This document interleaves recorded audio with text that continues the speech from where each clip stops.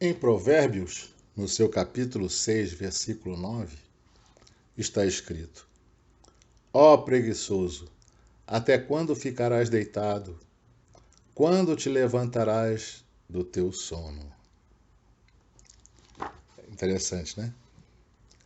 Então nós vamos entrar agora na segunda parte do nosso trabalho sobre o nome de Prantos de Redenção. Segundo Kardec, ele disse que para que os homens sejam felizes na Terra, é preciso que ela seja povoada por bons espíritos, encarnados e desencarnados, que só desejam o bem. Quando chegar esse tempo, uma grande emigração se fará entre os que habitam a terra. Aqueles que praticam o mal pelo mal e não são tocados pelo sentimento do bem serão indignos da terra transformada e serão excluídos, porque trariam de novo para cá o engano e a confusão e seriam um obstáculo ao progresso. Expiarão o seu endurecimento em mundos inferiores, para onde levarão os seus conhecimentos e terão como missão fazer esses mundos avançarem. Serão substituídos na terra por espíritos melhores, que farão reinar a justiça, a paz e a fraternidade. Essas foram as palavras de Kardec. Convém lembrar, entretanto, que os espíritos que forem exilados não serão abandonados pelo Senhor Jesus, pois ele mesmo disse que tinha ovelhas de outros apriscos. Está em João, no capítulo 10, versículo 16. Palavras do Mestre. Ainda tenho outras ovelhas que não são deste aprisco. Também me convém agregar estas, e elas ouvirão a minha voz, e haverá um rebanho e um pastor. A Terra, nós já dissemos que não deve ser transformada por um cataclismo que aniquilaria de repente uma geração inteira. Não. O que acontece é que a geração atual, que é a filha do mundo antigo, esse mundo vicioso e imoral que vivemos, não é? Ela está desaparecendo gradualmente. E a nova geração está sucedendo a esta da mesma forma, sem que nada seja mudado na ordem das coisas. Então, gente, tudo acontecerá, aparentemente, como sempre, com uma única diferença, mas que é de suma importância. Uma boa parte dos espíritos que encarnam aqui, né, já não encarnará mais. Em cada criança que nascer, em vez de um espírito atrasado, com tendência visível para o mal, virá um espírito um pouco mais avançado, mas que já tem uma tendência ao bem. Porque não são todas as crianças que nascem hoje que são espíritos de luz. Mas elas, com certeza, trazem algo a mais que nós não trouxemos. Mas estão longe de serem espíritos de luz. Trata-se, então, muito mais de uma nova geração de espíritos do que uma nova geração corporal. Assim, aqueles que esperavam ver a transformação se operar por efeitos sobrenaturais e maravilhosos ficarão decepcionados. Por essa razão é que o Mestre disse, está lá escrito em Marcos, no capítulo 13, versículo 30. Na verdade vos digo que não passará esta geração sem que todas estas coisas aconteçam. Como nós falamos na primeira parte, a geração a que o Mestre se referiu no sermão profético é a geração adâmica, que é a quinta raça. Afinal de contas, aqueles que ouviram ele dizer isso, não é? Todos aqueles, né, que ouviram Jesus dizer isso, já desencarnaram há milênios, não é, gente? Então, ao final desse período de regeneração, nós já estaremos constituídos pela sexta raça, que já seria o final em que nós entraríamos com essa nova geração. Ou seja, a época atual é de transição. A quinta raça vai desaparecendo e dando início à sexta raça, que estará completa em sua plena forma ao final do período de regeneração. Então, os elementos dessas duas gerações se misturam, ou seja, a geração que se vai e a geração que está chegando, né? Então, quem estiver de fora vai assistir assim a partida de uma geração e a chegada de outra geração. E cada uma delas já está assinalada no mundo pelas características que lhes são próprias. Porque as duas gerações que se sucedem têm ideias e pontos de vista opostos. Quantos, não é? Como há choque, não é, entre gerações atualmente. Então, pelas disposições morais, muitos deles, mas sobretudo pelas disposições intuitivas, inatas, é fácil distinguir a qual das duas gerações pertence cada indivíduo, pois pelos frutos os conhecereis. Lembram disso? Então, mas está encarnando também espíritos ainda atrasados, assim como nós. Sim, claro, eles estão presentes. Mas as suas atitudes, as suas disposições intuitivas, inatas, é que vão nos mostrar e qual geração eles pertencem, aquela arcaica que está sendo destruída ou a nova que se formará. É pelos frutos que nós vamos conhecê-los. Então a parte boa, vamos chamar assim, dessa nova geração, aquela que vem realmente muito melhorada em relação à nossa geração antiga, ela deve fundar a era do progresso moral. Mas nós não estamos vendo isso ainda hoje em dia. Calma, é lento o processo. E ela deve se distinguir em geral por uma inteligência e uma razão precoces. Isso nós já estamos vendo, não é? Botem o apelido que quiser, mas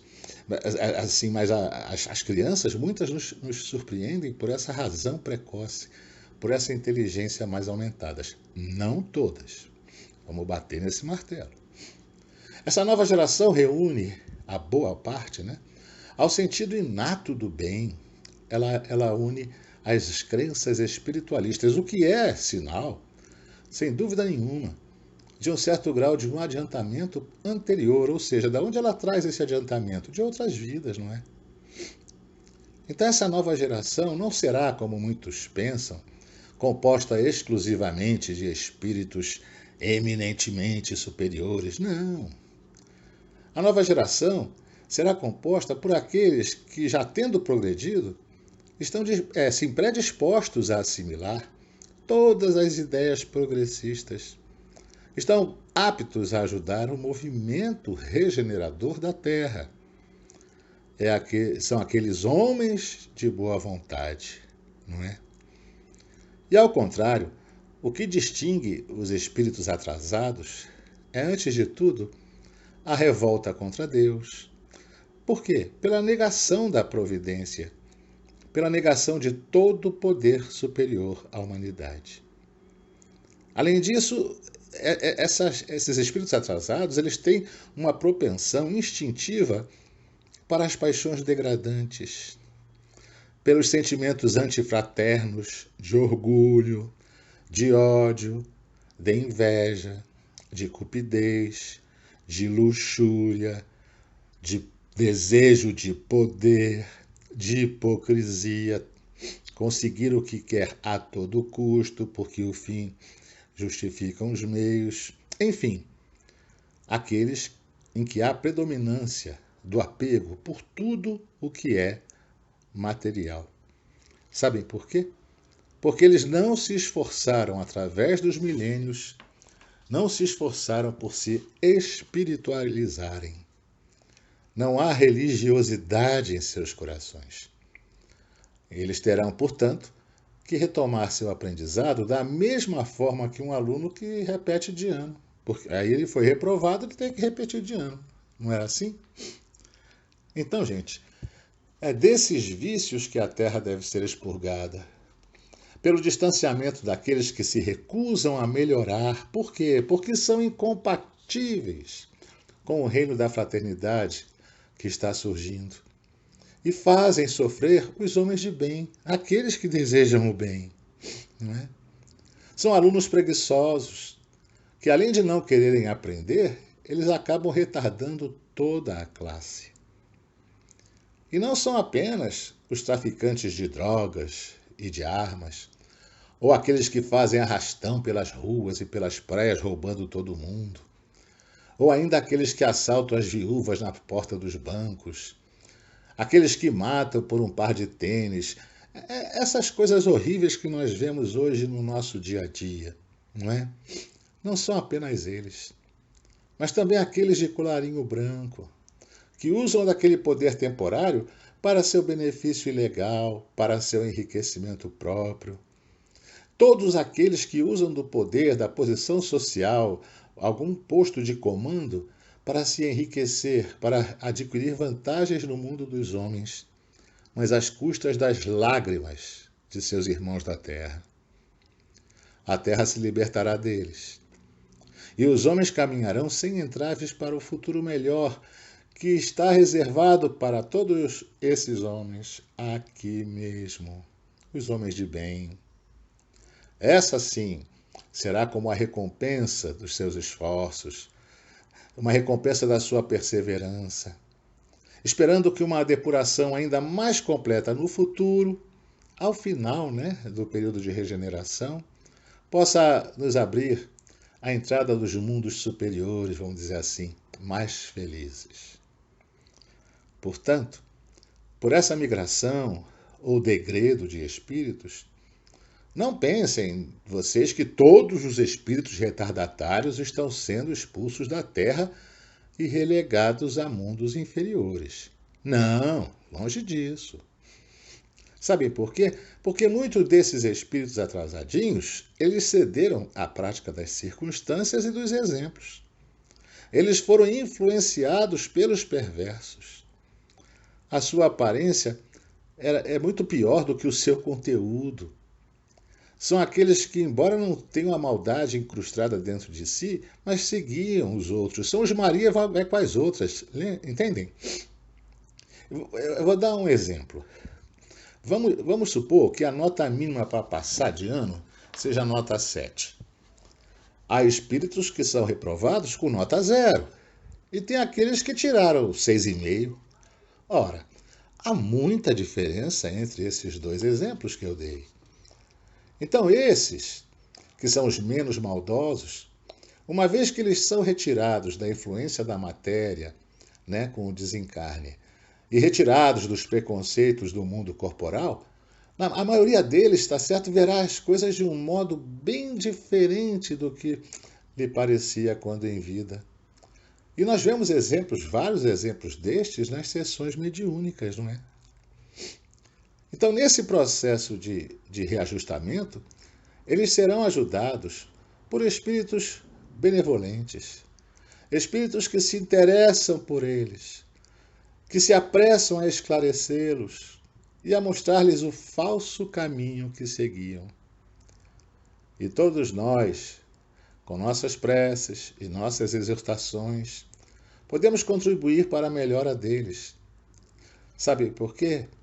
Porque existe solidariedade perpétua entre os mortos e os vivos, ou seja, entre encarnados e desencarnados.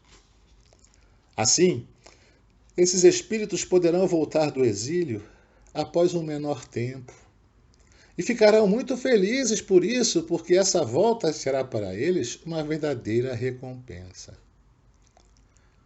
Porque não importa o que foram, nem o que fizeram, se estiverem animados por melhores sentimentos, eles terão essa recompensa, a chance de recebê-la. Sabem por quê? Porque o amor cobre uma multidão de pecados. Portanto, longe de serem hostis para a sociedade e para o progresso, esses espíritos que se arrependerem e que receberem como recompensa poder voltar, eles serão auxiliares úteis, porque pertencerão à nova geração. Só haverá uma exclusão definitiva para aqueles espíritos que, em sua essência, são rebeldes, para aqueles que o orgulho e o egoísmo, mais que a ignorância, os tornam surdos à voz do bem e da razão. São aqueles que se comprazem no mal. São aqueles que tiraram nota 0, conforme o exemplo que eu dei lá atrás. Mas mesmo estes não estão condenados a uma inferioridade perpétua. Claro que não. E virá um dia em que repudiarão seu próprio passado e abrirão, por sua vez, os seus olhos para a luz. Oremos então por esses irmãos voluntariamente endurecidos, para que melhorem enquanto ainda há tempo, porque se aproxima o simbólico dia da expiação. Infelizmente, a maioria dos homens, desconhecendo a voz de Deus, persistirá em sua cegueira espiritual, e a sua resistência marcará, por terríveis lutas, o fim do seu reinado. Extraviados, eles correrão para a própria perda. Atingirão a destruição que produzirá muitos flagelos e calamidades, de forma que, mesmo sem saber, eles apressarão o advento da era da renovação. Compreendem? É como se a natureza utilizasse o veneno da cobra para criar o seu antídoto. E isso era de conhecimento dos judeus? Sim. Nossa, de conhecimento muito antigo deles. Tanto que em Provérbios, no capítulo 2, versículo 22, está escrito. Olha o termo que eles usam. Mas os ímpios serão arrancados da terra, e os aleivosos serão dela exterminados. Ora, serão arrancados, ou seja, serão retirados à força, não é? E como a destruição ela não caminha suficientemente rápida, o que acontece? Se vê hoje o quê? Os suicídios se multiplicarem em uma proporção inédita, até mesmo entre crianças e idosos. Porque nem todos conseguem viver de forma pacífica no sentido de paz dentro de si, num mundo em transição, num mundo em caos. E os ímpios serão como árvores arrancadas. A loucura, ela atinge hoje, mais que nunca, um número muito grande de homens que, mesmo antes da morte, já estão eliminados do mundo dos vivos, não é? No mundo, a cada 40 segundos, uma pessoa morre por suicídio. Não é isso que se vê hoje em dia? São estes os verdadeiros sinais dos tempos que se referia a Jesus. São estes. E tudo se cumprirá pelo encadeamento das circunstâncias, como dissemos, né? Sem que nada transgrida as leis da natureza. Por quê? Porque elas são leis divinas. Porém, através da nuvem sombria que nos cerca, no meio dessas nuvens ruge a tempestade, mas nós já podemos ver apontarem lá no fundo os primeiros raios da nova era. Nesses tempos que vivemos, com esse vírus e tudo mais, a fraternidade ela lança seus fundamentos a todos os pontos do globo, e os povos se estendem as mãos, porque a dor é a dor comum. E acreditem, nunca se fez tanto bem no planeta Terra como se faz hoje em dia.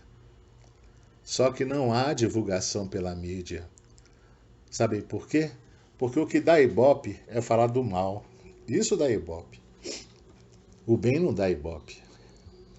Portanto, a barbárie ela vai se familiarizando em contato com a civilização, as novas ideias, os preconceitos de etnias e de seitas que fizeram jorrar ondas de sangue, né? Esses preconceitos vão se extinguindo aos poucos. Por quê? porque isso é da vontade de Deus. Muitos mais grupos pelo mundo afora hoje clamam pelo fim dos preconceitos. É ou não é? O fanatismo e a intolerância, eles estão perdendo terreno aos poucos. Enquanto isso, a liberdade de consciência também vai se introduzindo aos poucos nos costumes e lentamente vai se tornando um direito. As ideias novas, algumas revolucionárias do bem, fermentam por toda parte. Nada, nem ninguém impedirá a chegada da luz. Hoje nós enxergamos o mal e procuramos o remédio para esse mal. Mas quantos de nós aqui na Terra caminham sem direção, se perdendo em utopias, se perdendo em crenças, em promessas vazias, em fantasias, não é? Porque eles são atraídos e são engodados pelos falsos profetas de que tanto Cristo falou. O mundo, gente, ele tem estado como em um imenso trabalho de gestação que já dura cerca de 1,5 séculos. E nesse trabalho ainda confuso, a gente consegue, entretanto, ver dominar uma tendência nítida para um certo objetivo. Sabe qual é? O da unidade, o da uniformidade, que predispõe à confraternização. São ainda sinais dos tempos. Mas enquanto os outros da geração anterior estão aprisionados na agonia do passado, estes últimos da nova geração são como os primeiros choros de uma criança que nasce, porque eles são os precursores da aurora que se verá levantar. Porque aí a nova geração estará em plena força, no comando do planeta Terra. Portanto, tanto quanto a fisionomia do século XIX é diferente da do século XVIII, em certos pontos de vista, a fisionomia do século XXI será diferente da do século XX. Compreendem? Uma outra das características dessa nova geração é uma fé inata. E mais uma vez, entendam, não são todos aqueles que nascem que são espíritos que vão compor a terceira, vamos dizer assim, a sexta raça, digo, tá certo? A nova geração. Mas eles vêm, muitos deles, com essa fé inata.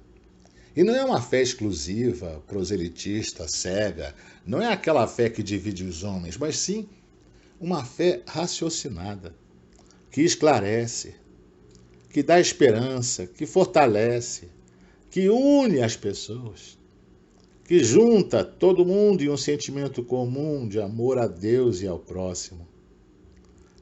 E podem ficar certos que isso não é uma utopia, não é um sonho. Com essa geração que se extingue, desaparecerão os últimos vestígios da incredulidade, do fanatismo.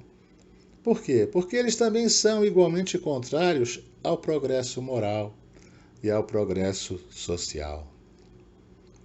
O Espiritismo, para nós espíritas, é o melhor caminho que conduz à renovação, porque ele derruba seus dois maiores obstáculos, a incredulidade e o fanatismo. Não que todos tenham que ser espíritas, não, longe disso. Mas todas as vertentes religiosas do mundo entenderão a verdade da multiplicidade das existências e as leis decorrentes do mundo espiritual. Então nós teremos a crença generalizada nas várias vidas, né? Nas várias encarnações. Porque o Espiritismo lhe proporciona uma fé sólida, né? Racional e esclarecida. Ele desenvolve todos os sentimentos e ideias que correspondem a quê? Aos ideais da nova geração. Por isso, ele é inato e ele vem em estado de intuição no coração dos seus representantes. A nova era, ela verá o Espiritismo crescer e prosperar pela força imbatível das coisas. O espiritismo se tornará a base. Nem todo mundo vai virar espírita, não é isso. Ele se tornará a base de todas as crenças. O ponto de apoio de todas as instituições religiosas. Por quê? Porque paradigmas milenares estão sendo derrubados.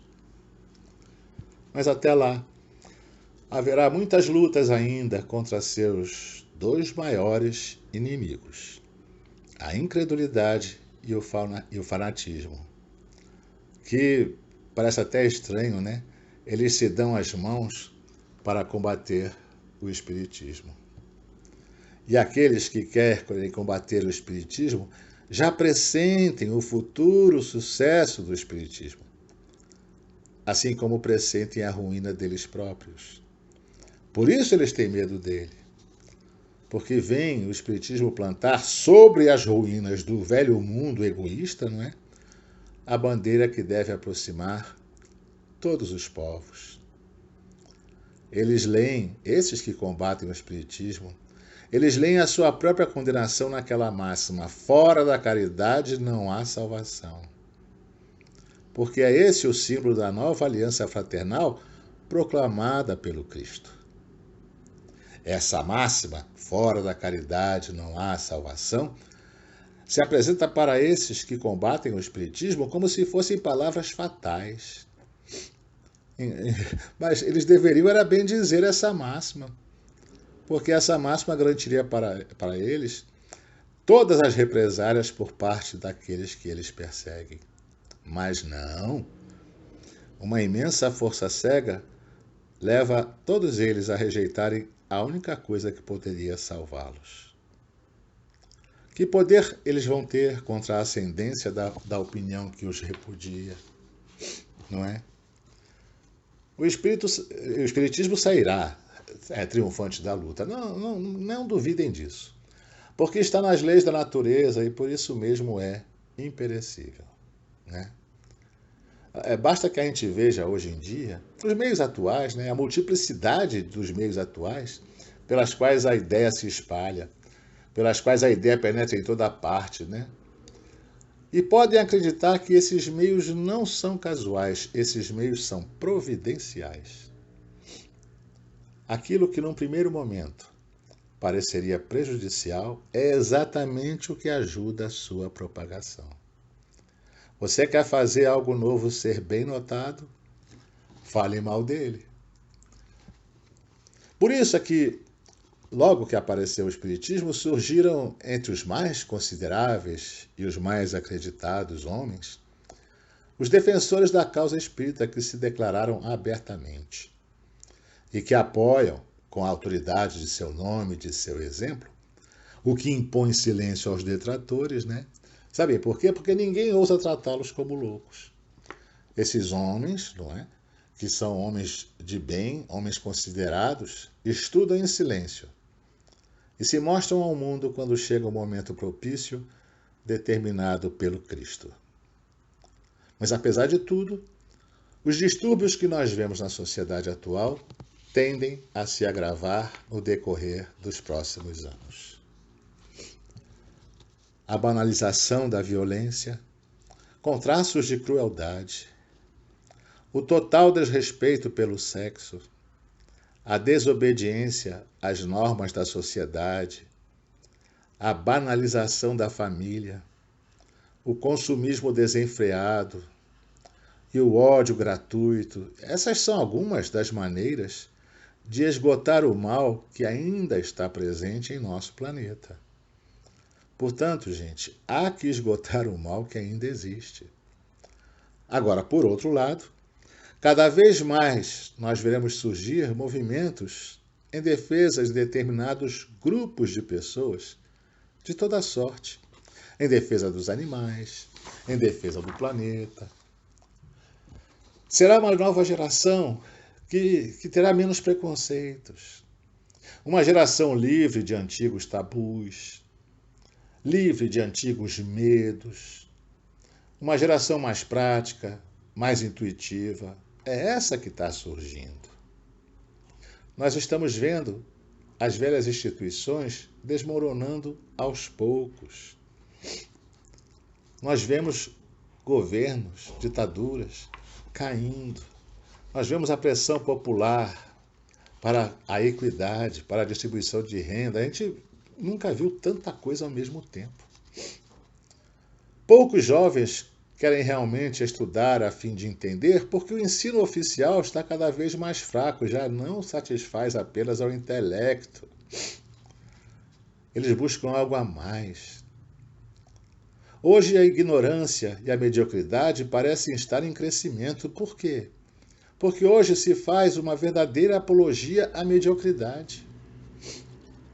Eu me lembro que fui assistir uma palestra do Divaldo Franco no estadinho, aquele Nilson Nelson. Então, a maneira como colocaram aquele palco, praticamente 3/4 do estádio estavam à disposição, não é? E não conseguiram encher, embora tivesse bastante gente, não conseguiram encher o estádio Nilson Nelson. Mas se fosse um show da Anitta, com certeza ia ficar gente no telhado. Porque hoje se faz uma verdadeira apologia à mediocridade. O desinteresse dos jovens pelos costumes e paradigmas da geração anterior. Porque nós também temos, nossa geração anterior, algum sentido de ética, de conceito de família, de tradição. E esses jovens de hoje não respeitam isso. O afastamento dos jovens das religiões humanas. Quantos jovens hoje procuram a Deus?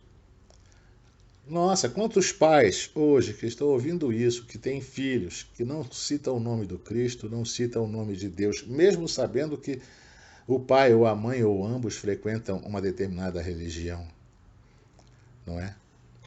São resquícios da geração anterior. Nós vemos hoje exageros nas experimentações sexuais, tanto hétero como homossexuais. E uma grande relutância em se fazer algo contra a própria vontade. Não é? Não tem aquela máxima hoje em dia, não, eu sou dona do meu corpo. Meu Deus, quanta infantilidade. Eu faço do meu corpo o que eu quiser. Puxa vida. Isso é de uma ignorância atroz. Porque nessa transição nós vivemos um mundo de permissividade. Isso, num primeiro momento, traz muitos resultados negativos. E é natural, não é? Porque o que nós vemos a cada vez mais, conflitos terríveis, tanto na família quanto na sociedade. Mas a geração atual de jovens, aquela geração boa que está já presente conosco, estão chegando mais. Essa geração que vai formar a sexta raça está preparando aos poucos o tiro de misericórdia nesse antigo modelo de sociedade. Mesmo sem querer, e a maioria deles mesmo sem saber, eles são instrumentos usados para essa mudança que se torna necessária. Imagina que você tem uma casa velha em um determinado terreno, né? E queira construir uma casa nova nesse mesmo terreno. Você precisará destruir a casa velha para começar a construir a casa nova. A geração atual, em sua maior parte, está encarregada de destruir a casa velha. Daí os distúrbios e os choques de gerações. Esta transição planetária, apesar das dores que são nela esperadas, é uma luz de esperança e o cumprimento da promessa de Jesus. É essencial não esquecermos que nós estamos em um momento de transição e que nenhuma transição verdadeira se faz sem conflito. Portanto, ninguém deve se espantar ao ver se agitarem algumas paixões pela terra. As ambições comprometidas, os interesses melindrados, as pretensões decepcionadas, o cair das máscaras. Mas pouco a pouco tudo isso cessará. A febre se acalma, os homens passam e as novas ideias permanecem. Sempre foi assim. Trabalhadores da última hora, se queremos ser invencíveis, sejamos benevolentes e caridosos. O bem é uma couraça contra a qual virão sempre se quebrar as manobras da malevolência. Não tenhamos medo, o futuro é nosso. A Terra continuará sendo um mundo de provas? Sim, mas não teremos mais as expiações. Olha, porque a prova você pode não passar nela e repetir. Mas as expiações, elas são obrigatórias você passar, não é? Estamos nos reajustando com nós mesmos. Estamos nos reajustando uns com os outros. Antigos inimigos se encontram para sanar as suas desavenças, seja dentro da mesma família, dentro do trabalho, seja através das obsessões. Porque até a obsessão, gente, também é uma boa oportunidade de reajuste. Quando alguém procura atendimento espiritual para uma obsessão, né? Quase sempre é porque chegou o momento do reajuste. Ou seja, já há condições para desfazer os laços de ódio que ligam esses espíritos encarnados e desencarnados. E muitas destas ligações vêm ocorrendo há séculos. Vamos finalizando aqui a parte 2, que é a parte que termina a introdução do trabalho, não é? Para depois entrarmos no que falam as Escrituras, no que nos disseram os profetas, o Mestre Jesus e afins. Está certo? Então, até o nosso próximo encontro. Eu desejo a todos muita paz. Que a paz seja convosco.